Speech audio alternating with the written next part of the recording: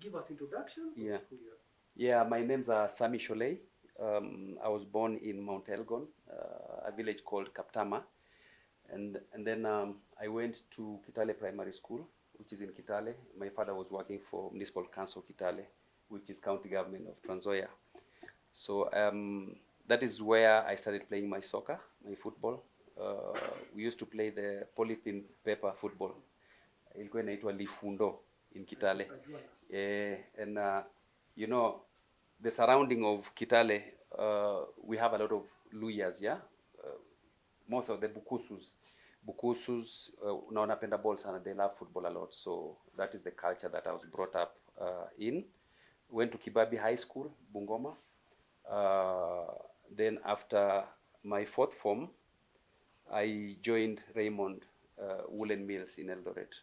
Played there for 2 years, 87, late 87 after my exams, and then 88, 89, we managed to push the team to Premier League, Super League then. Unfortunately, you know, our coach decided that we were not too experienced to, you know, to tackle people like Kinadao then. You know, that was heartbreaking because, you know, I was so excited that we pushed this team to the Premier League, and this was going to be our opportunity, you know, to also participate in the bigger platform. So what our coach decided to do, he decided to go for players from Singu. A lot of them, most of them were playing for Motcom then. That is how Tony Luanga came in play. Tony Luanga left Motcom, he joined Raymond, and then Hudson Majimbo was among the players, and then we also went to Nzoia Sugar. Then there's a defender, he used to be known by the name Ndombi. He also was brought in. You can imagine now, these are experienced players. They've been brought into the team, so it means you guys, this is as you're useless.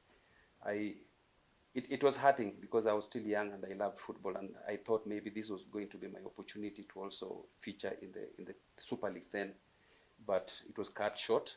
So I resigned, went back to Kitale, played my soccer there. I trained a lot because I was not attached. I was unattached then. And then there was a coach that decided to form a Kitale combined team, a national team of Kitale, and I was among the players. So we played a lot of friendly matches. I remember we played against Gor Mahia. It was very big for me. You know, that is when for the first time, I met Zedekia Otieno. He had actually just joined Gor Mahia, and then FC Leopards came. Also, I played against Inganga, who again I came to play with in the national team. We played against Papan Pepa, we played against Rivertex. Now, when Rivertex came, Rivertex was coached by Abdul Majid then. When they came to Kitale, we beat them 2-0.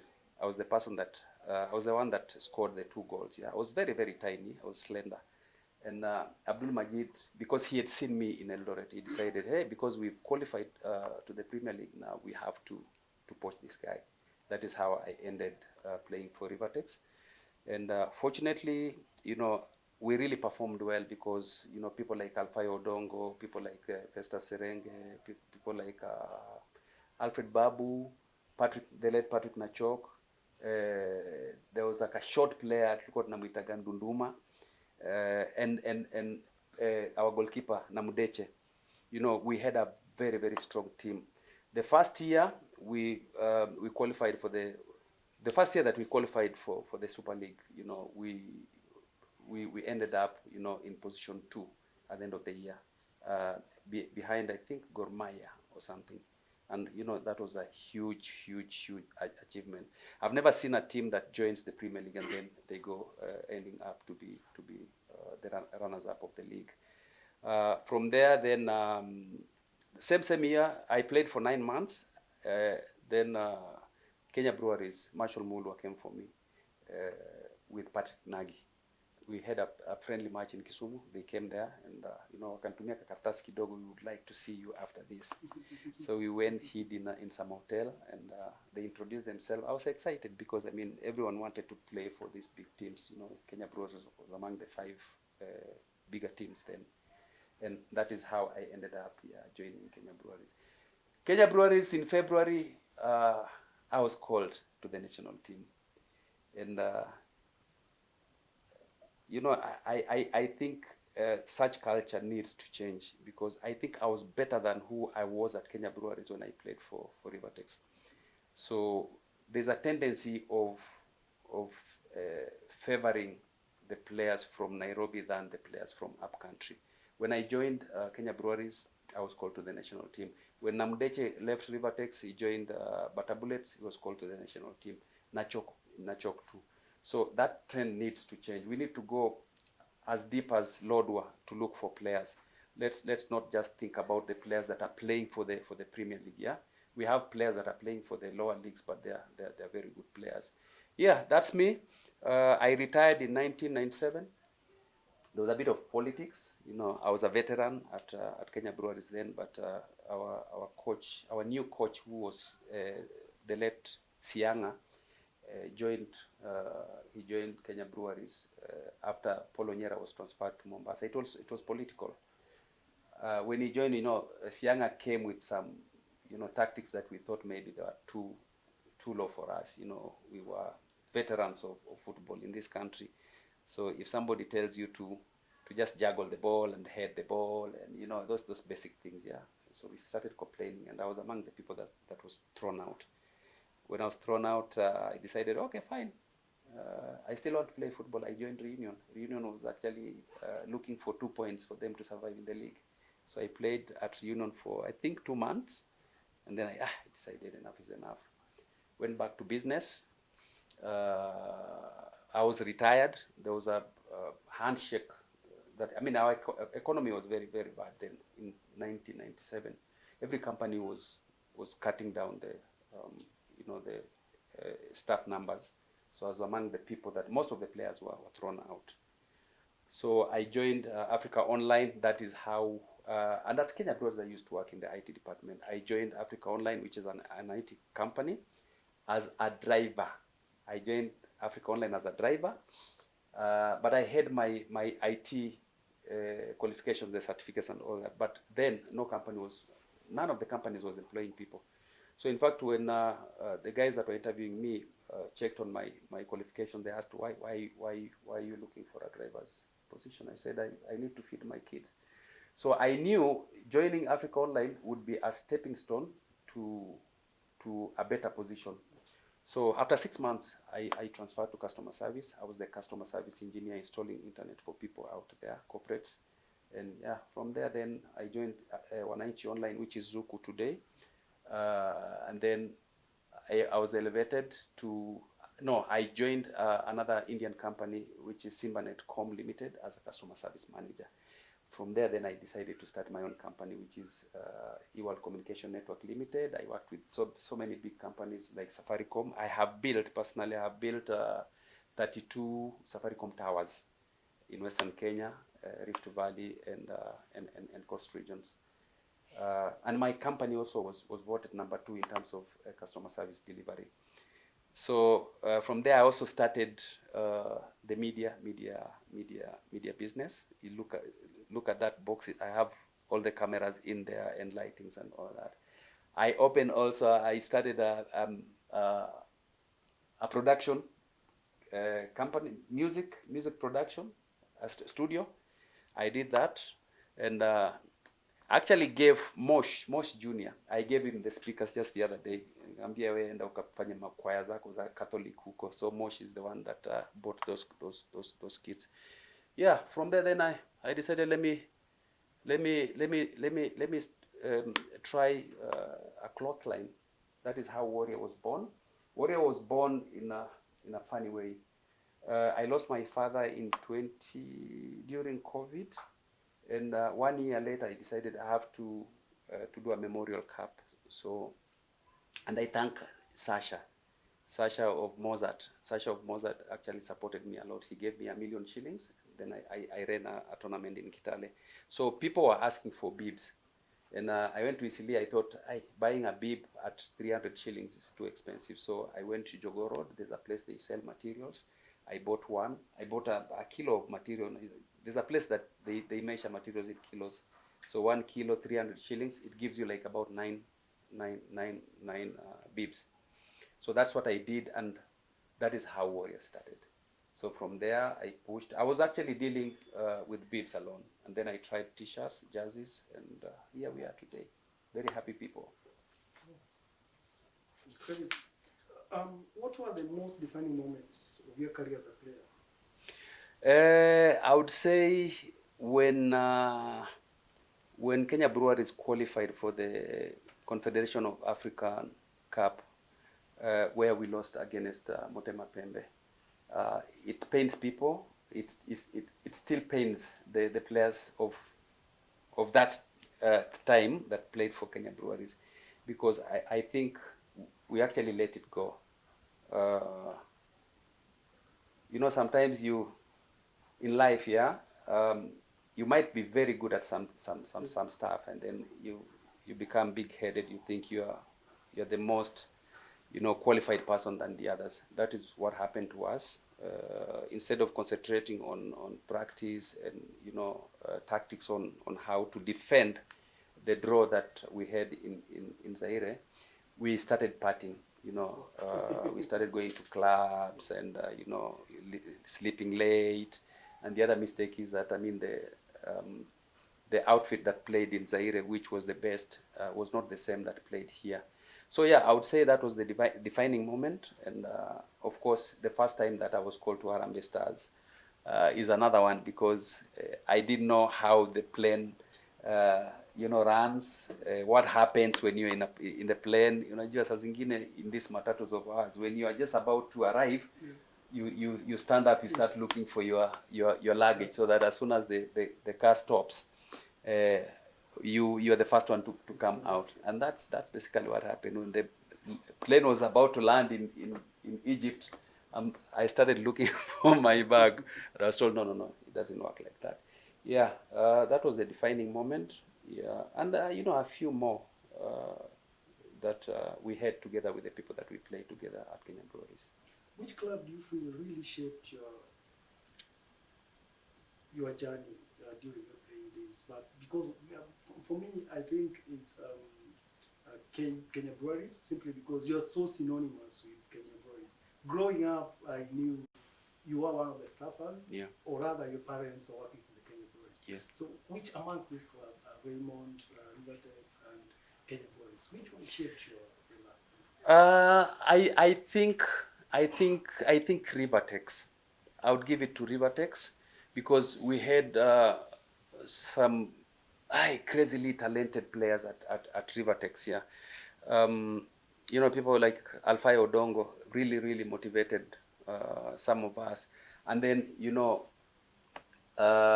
Kenya Breweries now polished it kidogo, unajua, because at Rivertex we used to have unity, which is something that was at some point was lacking at Kenya Breweries. You can ask people like Sammy Molo, yeah, because Sammy Molo is one person that he has his own words, yeah. I think was frustrated playing for Kenya Breweries. Having a position at Kenya Breweries was again another issue. There was a lot of politics here and there, but later on it came to change when Paul Onyera became the coach. When Paul Onyera became the coach, then we really enjoyed playing at Kenya Breweries. So I give it to Rivertex. Rivertex is the club that shaped me, because again, from the community that I come from, not many play soccer, and I think I was my standards were beyond the tribe that I come from. People never thought that Sabaots would play good football like I did. Yeah. How did the national team experience influence your life, off and on? Number one, it's actually two-way. It depends with where did you come from and how were you brought up. When I joined Kenya Brewery, the Harambee Stars, yeah, there was a mixed crop of players from all over this country. the majority of them that were a bit noisy were from Nairobi, and more so the Eastlands. Yeah. And some of us from upcountry, we were looked at as underdogs. They used to call me Masai Moja. I think just coming from Kitale, combining, outfit colors was nothing to us. It never meant anything. I get a green T-shirt, I would wear it with a red short. I don't care as long as I'm covered. Yeah. So people would laugh at you and mock you. But I really appreciate people like Ghost Mule. They actually held our hands and wakatuonyesha Nairobi, how Nairobi inakaa. So national team, for me to be where I reached was all about discipline. Because if you look at the players that, even those that we played with today, kidogo, you look at their lifestyle, yeah, is a bit different. And you look at the way they carry themselves, again, is different. And I think, again, working for Kenya Breweries also instilled some professional culture in some of us. So at the national team, it was nothing exciting for me. I was just supposed to go there, deliver for the country, and also be disciplined and see whether you can be able to go out there. Unfortunately, in our days, scouts are not so many that would come and check on players. Yeah. What were the challenges as a professional footballer in your era that you faced, and how did you overcome them? Okay, we were among the lucky few because, number one, we were employed. So most of the time that we were playing out there, this week, the whole week you are with the national team, and then the following week, because Kenya Breweries is representing Kenya in the continental matches, we were hopping from the club to the national team almost a whole year. And, our bills were being paid for from our salaries. At some point, we went a whole year without working, and your account has money. The only money that you're using on the other side were the allowances. So your wife is taken care of, and I think that really helped us compared to the other players. If you look at the players that we were with at the national team and they were not employed, they were a little bit struggling, yeah, in terms of meeting their daily needs. What's your personal opinion on the fact that during your days, companies used to offer athletes employment at the same time as they play for those companies like Pipeline, like Kenya Breweries, like Motcom, like the Rivertex, like Butter Bullets, compared to these days whereby you just play for a club and you go? What's your personal opinion? I think a lot has changed in business, and the economy is also too tight in the whole world, yeah, not just in Kenya. So I don't think there's any company that wants to spend a lot of money in employing players just for the purpose of them, marketing their brand. I think for corporate companies, they think it's cheaper. It's cheaper to like the betting companies. They'd rather that they spend a one-off, which will run for 1 year as a contract, because you don't know how long that player is going to survive in the league. So I think it's something that is happening in the whole world, and the more we keep growing older, the tighter the employment spaces become. No company wants to employ somebody that, and I think it's because of the demand and targets. I don't want to employ you to go and play soccer, and the only thing that the company earns is that publicity, which at the end of the day maybe is not getting the returns 100%. So you'll find that the corporates would just want to spend one-off and then maybe have a contract for 6 months or 1 year, which becomes cheaper for them. You can employ 30 players, and then at the end of the day, out of the 30, 15 have to go back to work because they cannot play football anymore. And you can imagine you're employing 15, and then you have to replace the 15 again, the new ones, and then you also you want to employ them again. So I think it becomes a problem. It's just something that people might have sat down and thought maybe it's just easier to just pay these people a certain amount of money and then they get off their radar. All right. Let's get to FKF leadership. What motivated you to transition from football to FKF leadership? Yeah, in many trips that we traveled back in the days, and our chairman was at some point was Peter Kenneth, and Secretary General was Sam Nyamoya. We slept at the airport, so many airports. If we go to, we are traveling to, say, Lesotho, and then our stopover is at Johannesburg, and then the connecting flight is probably maybe the next day.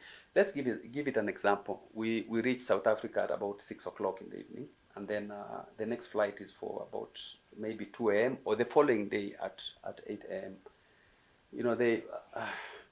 Our federation never used to organize for accommodation. Number two is we looked like just Juakali people, because we were all over the airport. You're guys from Jericho. I am from Embakasi. I used to live in Zimmerman, and we never used to visit, say, what's the name of this? Duty free shops. We've never had an opportunity. Forget about the duty free shops, yeah. And you can even ask any player out there. Not many of them would even go to Yaya Center just to walk around and see how beautiful the shops are and what items are being sold there. Si tunatafuta mahali vitu ni cheap, yeah. So when you find yourself at an airport like Johannesburg, yeah, you also want to see, okay, your watch ni kali, ni pesa ngapi, ni vitu kama hizo. So you can imagine roving around the airport in your personal kits, ya uniforms. Unajua mwingine amevaa Adidas, mwingine amebeba karatasi ya Nakumatt, then amebeba viatu hapo ndani. We were not branded like the players are branded today. So that was another thing that was really bad. And when I retired from football, and somebody asked me, okay, Sholei, why can't you? Because I was doing very well in business, my business with Safaricom, yeah. Why can't you run for this position? So I saw a loophole, and my business was also doing very well. I think I used to make like about 1.5 million shillings a month. So I could burn 500,000 a month. So hata kina Nyamoya alikuwa anashindwa hiki Masai anatoa wapi pesa. But it's the business that I used to do at Kenya Brewery, at Safaricom, Safaricom and Access Kenya, that ilinipa hiyo nguvu ya kwenda run for the presidency of FKF. The reason why I decided to run for the position is because of the story that I've just given you. Going to the airport, sleeping there without food, allowances. I wanted to use that experience, to try and correct stuff. And fortunately, I went in as a vice president. Unfortunately, from a totally different camp. Hussein Mohamed, the current president, was my president then, but he didn't win. I won. And I joined Nyamoya, who had won with about 6 NEC members. So it was fire for me, because when I questioned how the money that used to come in was being used, then I became the target, and I was kicked out by Nyamoya. Okay. Yeah. So, during your tenure at FKF, what were the key achievements and major obstacles? Say again, sorry. During your tenure at the FKF, yes. What were the key achievements?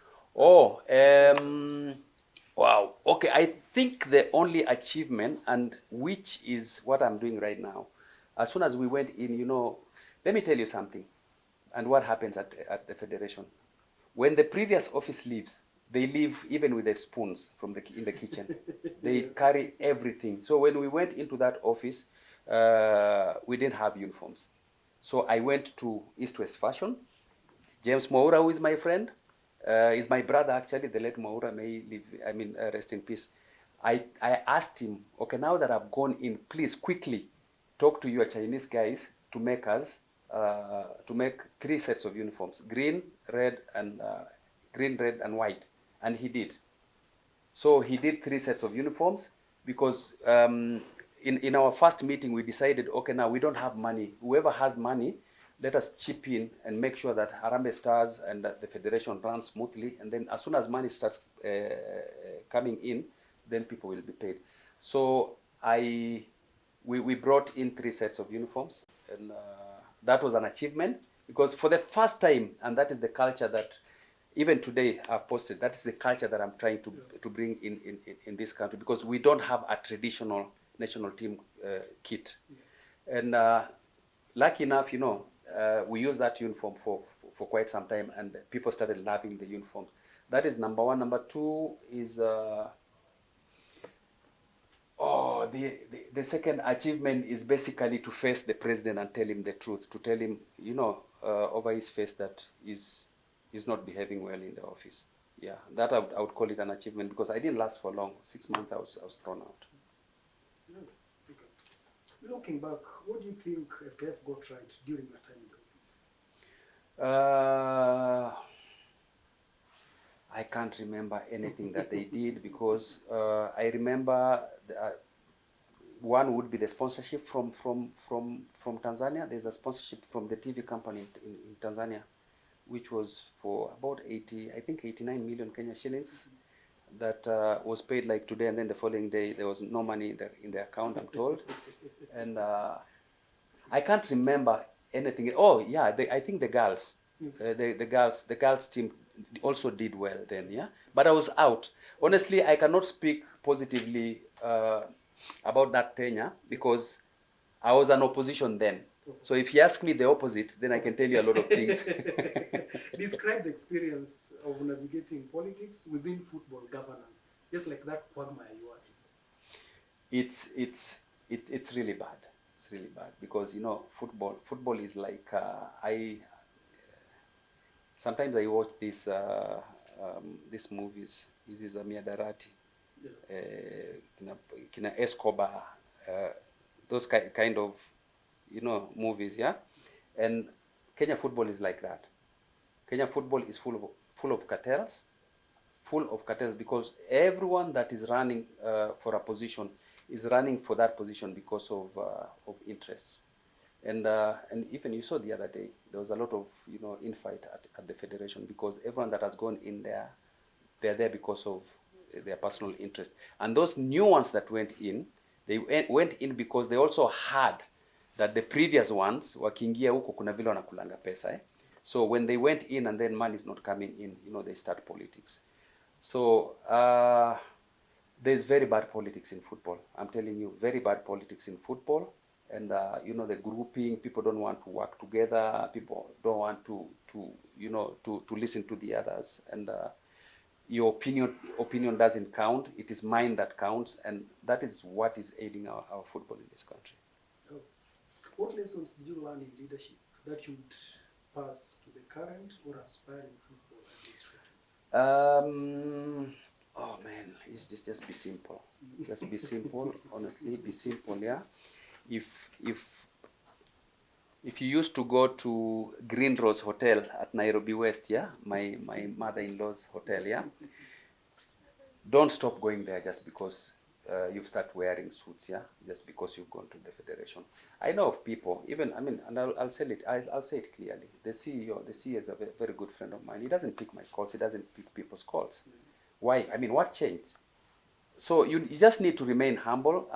I'm a very humble person. I'll give you an example. I was at Uhuru Market over the weekend on Sunday, and I didn't have somebody to cut for me the clothes. So I went there. I was introduced to some guy, and we started chatting. And apparently he played for Reunion.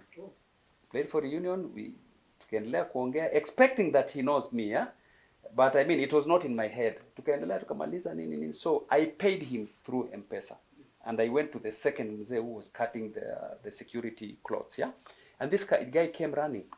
Kiniuliza, kumbe ni wewe? Nikamwambia, yeah. Mimi nani? Kumbe ni Sholei? Nikamwambia, yeah, this is me.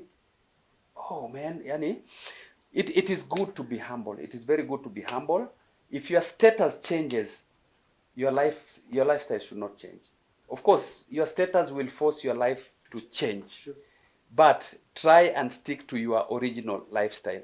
Mimi mtu wa Managu, Makunde, Sebebe, nini. If you take me to these high-end hotels, yeah, unanisumbua, but my status maybe requires that I have to go there. Don't forget where you came from. Do not forget about your friends. Pick calls. You know, in this life, I keep telling people, na mimi, especially former players don't like me in this country. Because I'll face you, I'll tell you the truth. Kitu kama ni mbaya, nitakwambia. If you want us to go and drink alcohol out there and I don't feel like, I'll tell you, no, I don't want to come. If mkikuwa na hiyo social gathering yenu, I feel like I'm wasting my time there, nitakwambia too. I mean, so in this life, and this is something that guides me a lot, there are two things in life. There's no and yes. No is never used popularly. Yes, utatumia mpaka kwa uongo. Tutakutana kesho, tutakutana, and then you switch off your phone. So just learn to say no. Pick calls. If you're expecting that I'm looking for favor from you, just tell me, I mean, siwezi kusaidia, and that's just about it. Quite nice. What's your honest assessment of the current FKF administration and its leadership? Okay, this one is very difficult to assess or analyze, because they are not noisemakers. They are quiet. The only thing that is going to gauge them is the charm. So we are waiting to see, I mean, what will happen there, and then yeah, we see. But we are still waiting to see a lot of change. Yeah, number one, I mean, they ran a kids competition online, so I don't know why it's taking too long for them to reveal who won.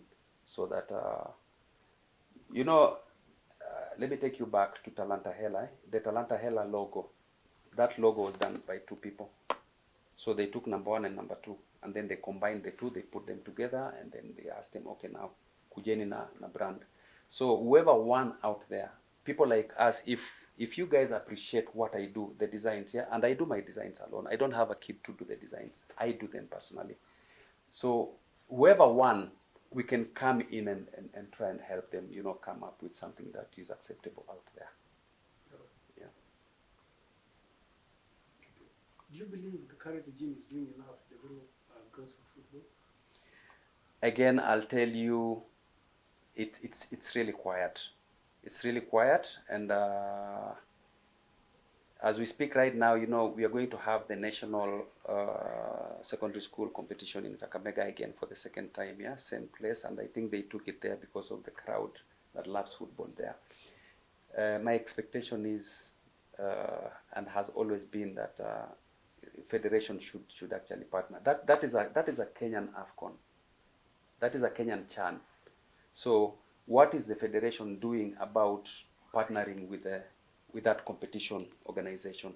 So there's nothing, but we are hoping that, I mean, they'll spread their wings and then also go to primary schools and secondary schools, make them, you know, talent centers for you know, grooming the kids. What's your take on the sponsorships and corporate governance being undertaken by the federation currently?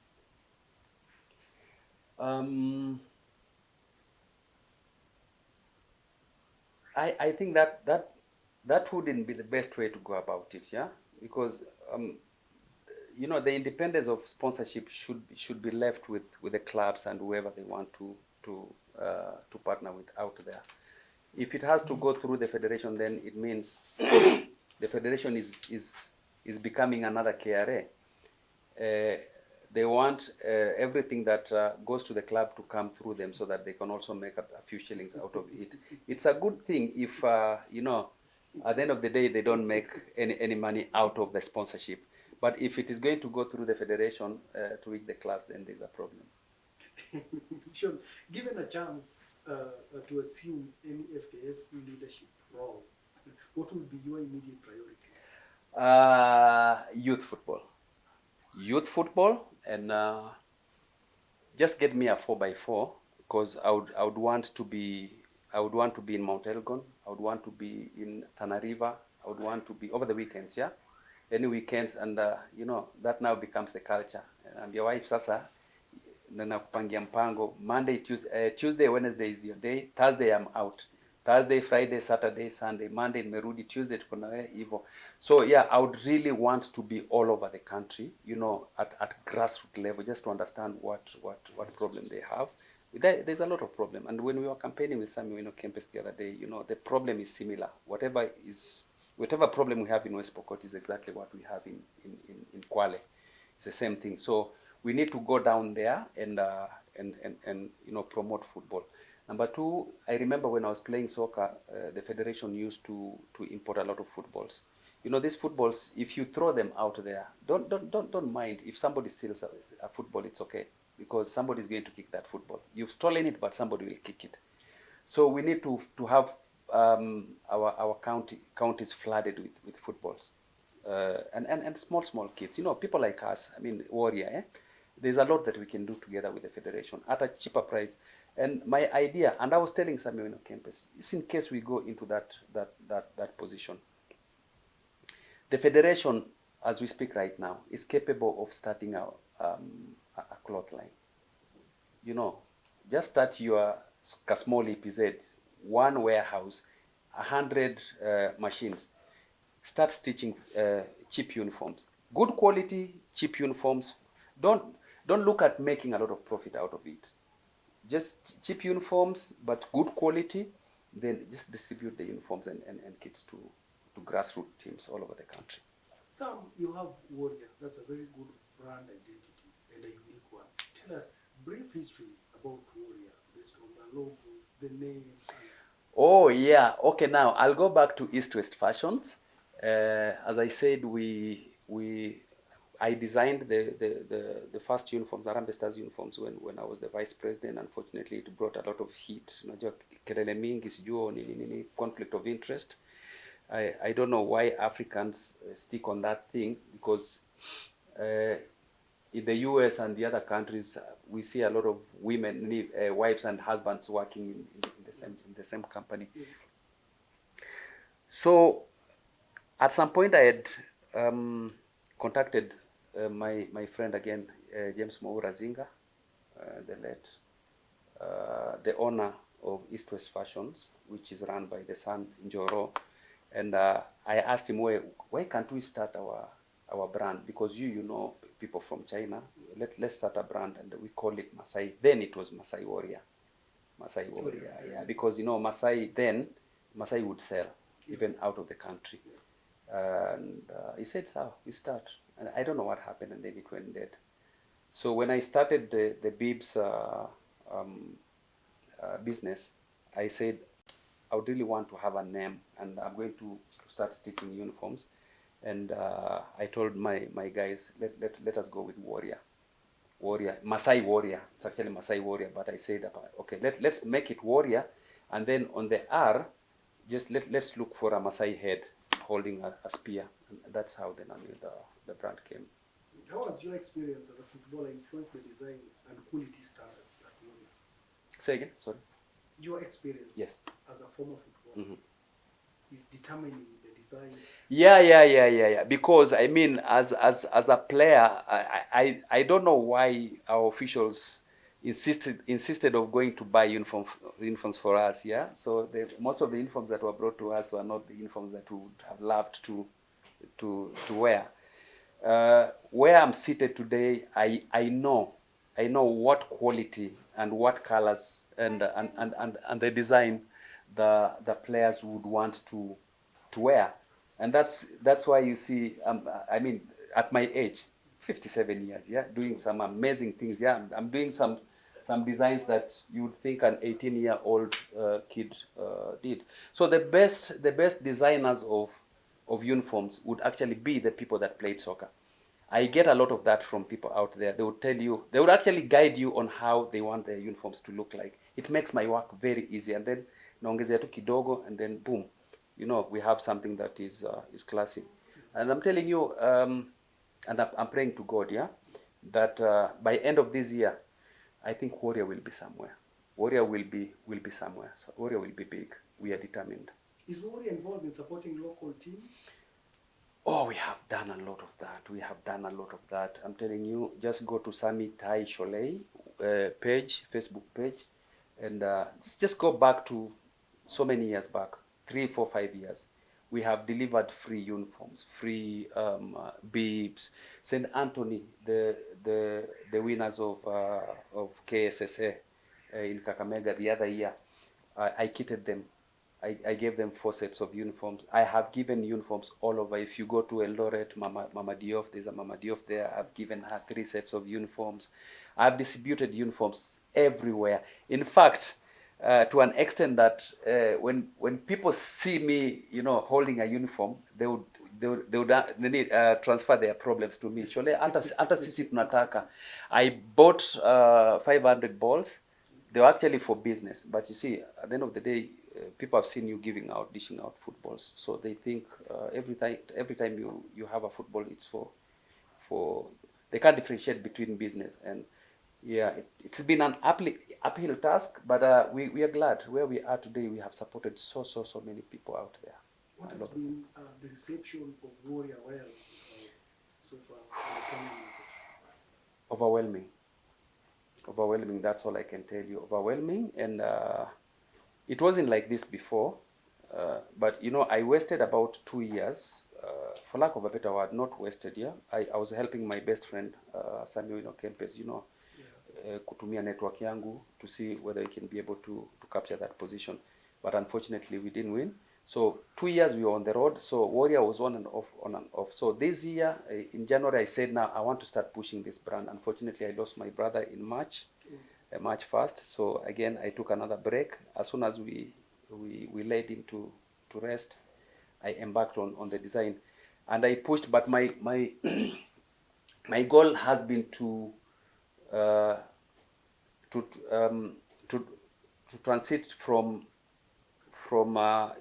fabric, joinery of fabrics to sublimation, and I've been doing sublimation in Gara, and it was very expensive. One t-shirt sublimation alone was 1,250. You can imagine 1,250, and then you add like another 1,500.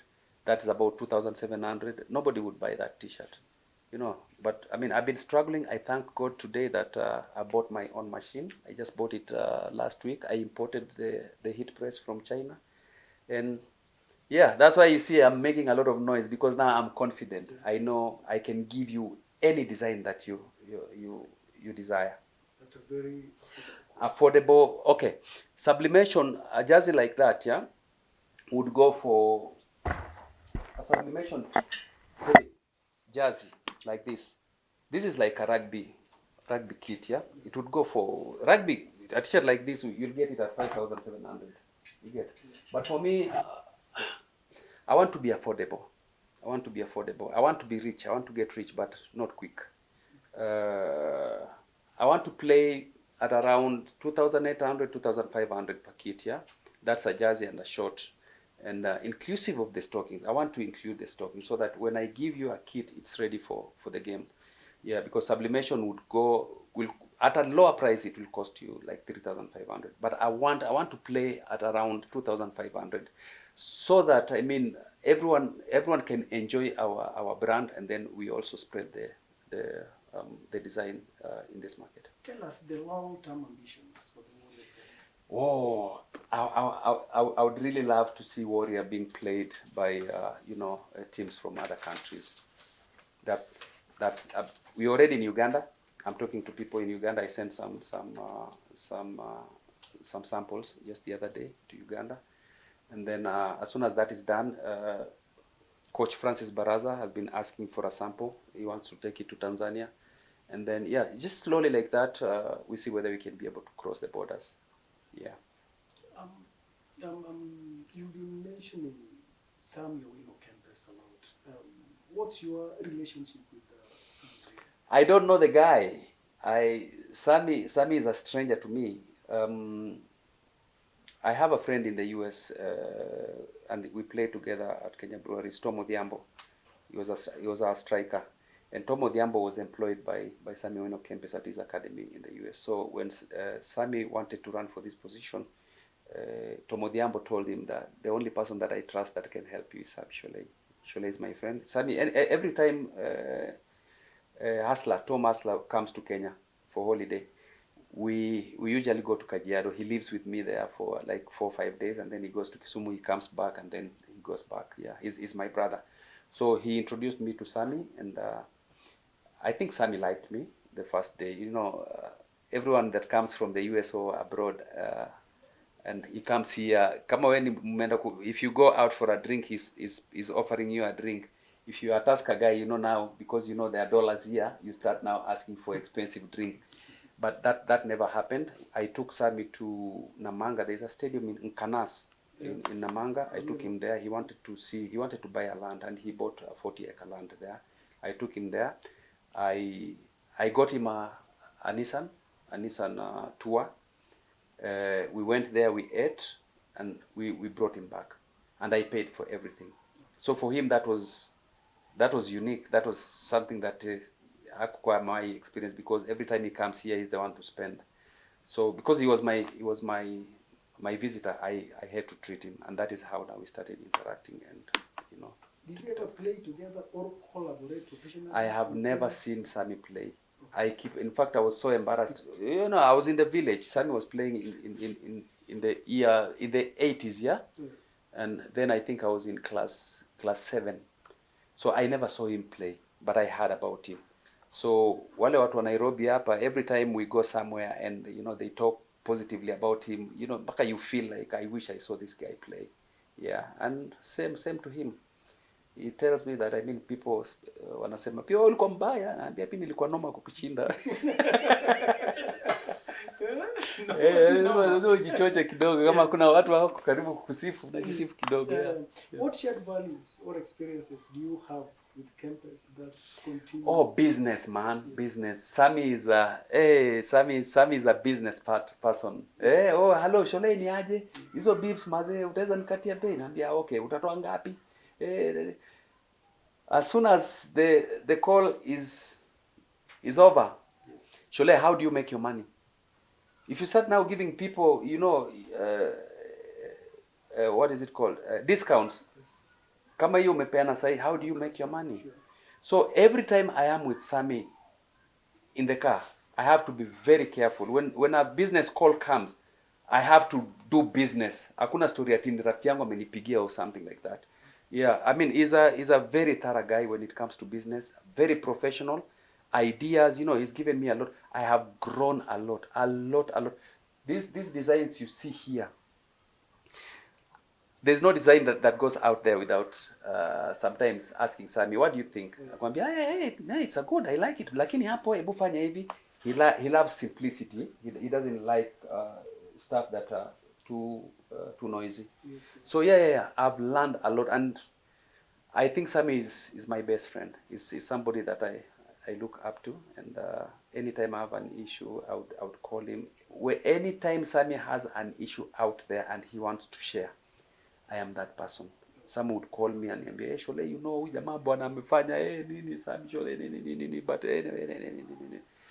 Sammy would want to abuse you. Akwambie, unajua huyu jamani, okay, ni sawa tu, you know, lakini he's somebody that is very careful with what he says. He's very control. I mean, he controls how he carries himself and what he says. However bad it is, huwezi muona amesema negatively.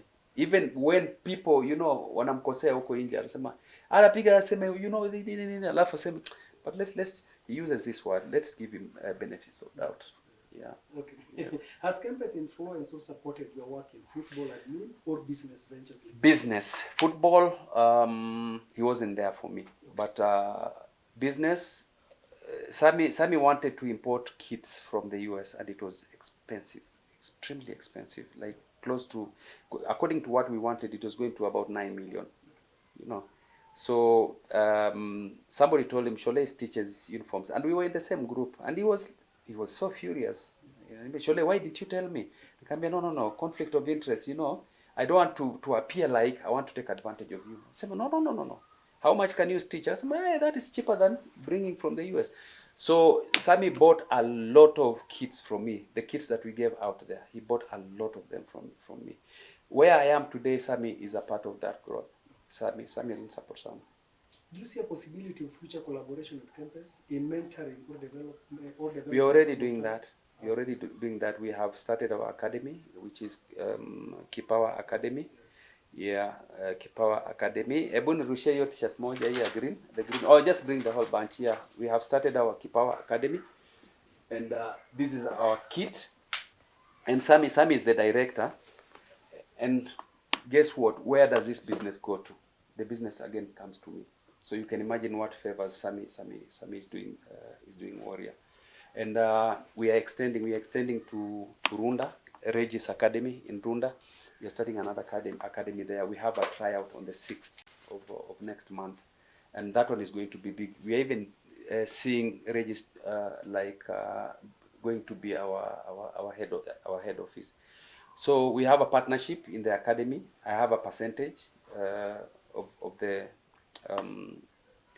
what is it called, shares. Anthony Origi, who is also a director. So we are Sammy is the main director, and then Origi and I. So yeah, we are working together very closely. You talked about no and yes, something that bedevils former players and rather former athletes, especially the people who played in your era. What advice could you give that crop of people that would ensure that they have better influence in the federation and the league? You know, the problem is you cannot help it right now because the integrity is already washed away. You know, if you tell me about a certain player, we already have information about how they carry themselves and who they are in terms of, you know, what they want to earn out of the football and the football administration in this country. So it takes you back. I don't know how to recover that, yeah, because if you are not that person before, then you cannot be. I don't know. And if they start changing right now, I think it might be a little bit late. But it's just good for them to change because I mean the culture that we have as former players is really bad. It's very bad. The majority of them would just want to collaborate with you so that they can take home something, you know. But some of us, you know, we go out there working so hard. You see how I work hard. I post every now and again. I'm always at that desk just designing. I don't even go out for lunch because, you know, I'm so passionate about achieving what I want to achieve. So it is difficult because another thing is that we started something at City Stadium as former players, and you remember the same former players going to State House, you know, being given money. They are given 2 million Kenya shillings. They go under a tree. They divide equally among themselves, and then they forget about people that are up country there. You know, former players are up to Kakamega and the rest of the places. But you know, some of us that are in Nairobi are very selfish. And former players are actually the former players that belong within this county, not the other ones. When we went to Uganda, it was something to do with the former players, but the majority of them only came from Nairobi. And the ones in Western Kenya made a lot of noise. So I said, I cannot be a part of that. So I just decided to sideline myself. Do you have a friend in football ecosystem that you played with, that has worked with you, that you still contact, that you talk to maybe frequently? Tom Odhiambo. Tell us your history with Tom. I met Tom Odhiambo in Kitale in 1983. He was he came from Kisumu. There was municipal council. That competition used to be called something. Kekoso. There was Kekoso in Kisumu. So Kitale players went to play. Kulikuwa na ukora tu mingi. You know, those players were not actually employed by municipal council. But that was the only opportunity for people to get employed because they are going now to represent Kitale in Kisumu. So they went played there. Tom Odhiambo was from had actually completed his education, yeah. So he played for municipal council Kisumu, and he was not employed there. Hiyo tu uongo. So he decided to come to Kitale because I mean Kitale FC then was a serious team. So he came. That's how we met. I was playing for Kitale FC junior team. And then one of our friends was a DJ. So we used to go to clubs on Fridays. Sasa si tulikuwa kama DJ, you know, I've DJ'd. Okay. Yeah, with Tom Odhiambo. That's how we met with Tom Odhiambo, and then he disappeared on me. You know, Tom Odhiambo was hopping all over. You know, he's at Kenya Breweries, it's at team ya Mombasa ile Bandari. He was all over.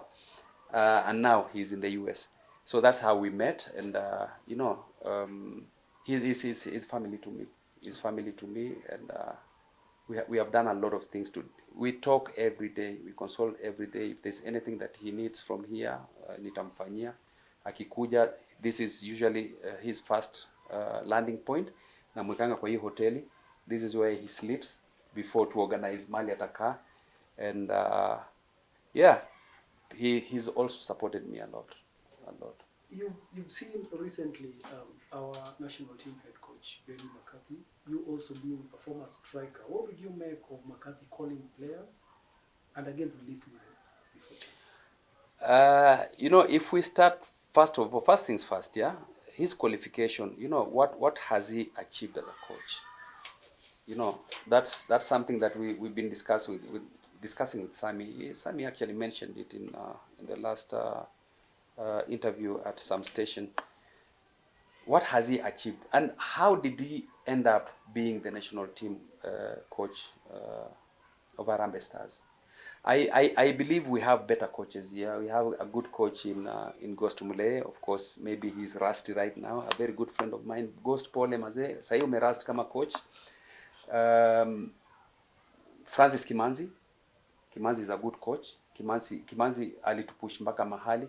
And we have coaches in this other clubs. Police are doing very well. Why don't you give Matano that team? Matano is better than McCarthy by far. Matano is better than him. It's better than McCarthy by far. Atapiga tu hizo wazimu zake watukane hapo nini nyinyi washenzi nini. But Matano, I believe in Matano. If you look at Matano's track record, he's done a lot. Matano is good. Why? Kwa nini tunaenda nje? Why? Hizi pesa mbona you're not doing anyone a favor. You are not. At some point, Sammy Pamzo Omolo did very well at Kenya Breweries. Mpaka hata timu ya taifa angeza kufanya. Francis Baraza has done well. So the support that we give to foreign coaches is not the support that we give to our local coaches. Kama Omakate anakaa huko Runda huko hivyo na Sammy Omolo anakaa Umoja, peleka Sammy Omolo Runda. Ambia you are the national team coach. Sasa wewe pia nataka usikie hiyo matunda ya national team coach. Take him to Runda. Wacha pia yeye asikie vizuri hivyo. Kama ni dereva unaandikia Makati hapa. Sammy Omolo pia aandikiwe dereva. Na Mboch na wacha Sammy Omolo nini? I'm using Sammy Omolo as an example. He's my friend, my buddy. Ana tabia mbaya lakini kuna kitu alinifanyia. Tulienda kucheza huko, acha wewe Omolo tulienda kucheza nini Lesotho. Yes. And then the community of Lesotho just decided, let us throw a party for. That's what happens, yeah. Culturally, that the nani ya huko wana mapombe manini, sikuwa najua kunywa whisky, ni kupiga tu na nini. So I got drunk. I decided let me go sleep. Nani Zedekio Otieno was my roommate. Yeah. So I decided I left early, nikawacha kwa bar huko. Zedekio anapiga zake, Omolo anapiga zake. Sammy Omolo was a very good friend of Kwarula. Yeah, Vincent Kwarula. Okay. They never used to drink. Walikuwa wakunywi. Omolo alikuwa wakunywi siku hizo. So me, I went to the room. My room is before theirs. I mean, is after theirs. Yeah. So mimi nikaingia kwa room just because sitaki kufungia huyu jamaa. Nafikiri niliacha mlango wazi. Niliingia nikaacha wazi so that when Zedekia comes anaweza kunini. So this buffoon decided to come and pour water on my dudu. Walinimwagia maji. So in the morning I'm waking up na shindo nilijikojolea. So that's Pamzo Sammy Omolo. Kuna story mingi sana. So anyway, that's basically what happened. Yeah. All right. Thank you so much.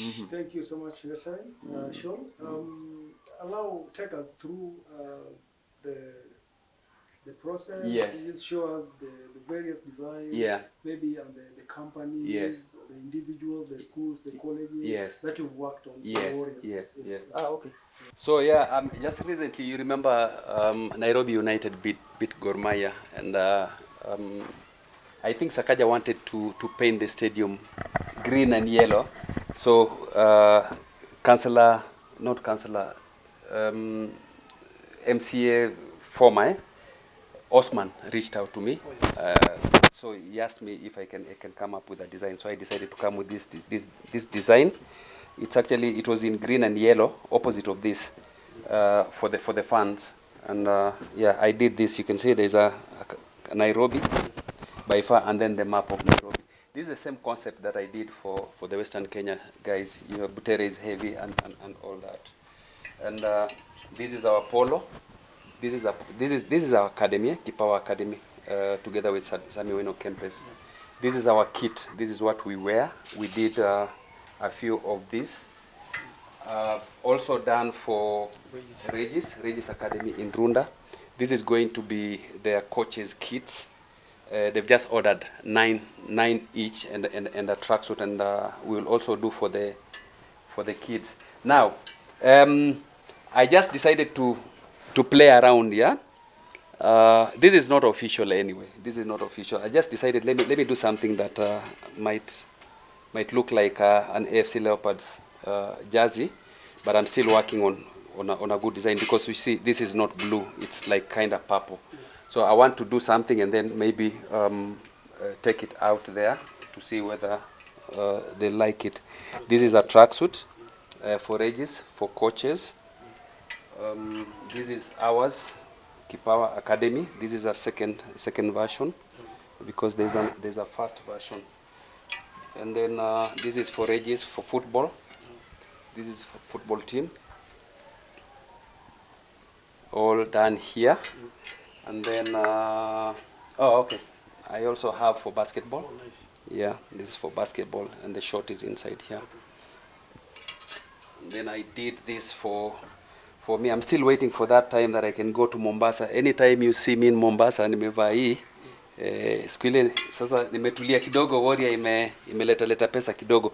This is a short for, there's a top, there's a white top, yeah, for Kipawa again. So these are for coaches. We want to look professional, and I decided to do for my club. Look at this, you know. And I actually reached out to the CEO Kenya Breweries, and even the chairman. Yeah, I told them, hey, wanipe biashara na watengeze tracksuits. You don't need to go to China or wherever to buy these things. We can make them, and this is beautiful, eh? Yeah, and then, you know, it's breathable. It's a nice tracksuit. I have an order. I need to start on it tomorrow. This is a sample for Roslyn Academy in Runda again. Mimi naona watu wa Runda wananijenga sana kushinda huku kwingine. So this was a sample. You see, it has like a small mistake, but I mean, this is just a sample. There are some adjustments that we've done that we will effect. Maybe we go to this other side. Yeah. So there was an outcry just the other day in Kakamega. Was it Visit Kakamega or Visit Kakamega? Yes. So the governor made a big mistake. So I decided to come up with a design. This is a map of Kakamega County. Yeah. Kakamega County. So the idea behind this is basically for people to come and you know, market their villages. Yeah. Like this one that was branded. It was this one that is branded. It's here. The concept is basically to this was for Mama D in Kakamega, but yeye ni mkubwa kushinda hii, sasa hii libaki tukamtengezea kubwa. Yeah. So you see, Butere is heavy. So basically, hawa ni kina Alan Wanga. Yeah, Butere is heavy. Short back. And then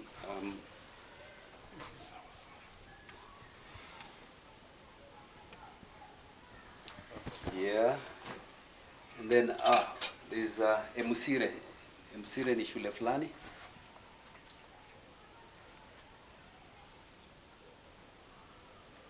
Niliwatengelezea pia, and then Warrior. This is our sample. Okay. Yeah.